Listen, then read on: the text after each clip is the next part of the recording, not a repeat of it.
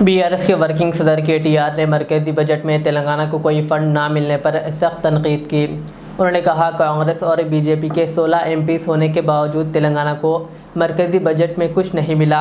पालामुरु Rangareddy lift irrigation project को कौमी दर्जा ना देने के बावजूद ये एमपीज़ खामोश बैठे हैं। केटीआर ने मज़ीद कहा कि अगर बीआरएस के एमपीज़ पार्लियामेंट में होते तो तेलंगाना के हक़ के लिए आवाज़ उठाते और सख्त एहतजाज करते और इंसाफ के लिए लड़ते। उन्होंने कहा तेलंगाना की असल आवाज़, ताकत और क़ुव्वत सिर्फ गुलाबी झंडा और गुलाबी खंडवा ही है। 8 సీట్లు కాంగ్రెస్ గెలిచింది, 8 సీట్లు బీజేపీ గెలిచింది పార్లమెంట్లో. కానీ తెలంగాణకు వచ్చింది ఏంది?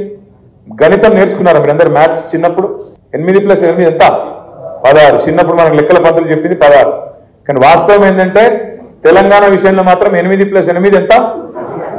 0. 8 మంది వాళ్ళు, 8 మంది వీళ్ళు. జోగి జోగి రాసుకుంటే బూడిద రాలిందని వాడి గెలిచి పీకింది లేదు, వీడి గెలిచి పీకింది లేదు, వచ్చింది మాత్రం తెలంగాణకు గుండు 0. అందుకే ఒక కోరిక ఉండే, మన్నంలో ఒక 5-6 రాడు ఉంటే పార్లమెంట్ లో మన ఇలా నిన్న పాలమూరు రంగారెడ్డి ఎత్తిపోతల పథకానికి మేము జాతీయ హోదా ఇయ్యం అని చెప్పేసింది కేంద్ర ప్రభుత్వం. ఇవాళ 8 మంది వాళ్ళు, 8 మంది వీళ్ళు. కానీ ఒక్కరు నోరు మెదిపినరా? కేంద్ర బడ్జెట్ లో రూపాయి రాలే, ఒక్కరు నోరు మెదిపినరా? కానీ అదే గులాబీ దండు అక్కడ ఉంటే, అదే ఆర్ఎస్ ప్రవీణ్ లాంటి ఎంపీ అక్కడ ఉంటే ఎట్లుంటుండే? ఇలా అక్కడ గర్జిస్తుంటిమి, నిలదీస్తుంటిమి, కొట్లాడుతుంటిమి, ఎట్లా ఇయ్యమని చెప్పి అక్కడ అవసరమైతే గల్లబట్టి అడుగుతుంటిమి.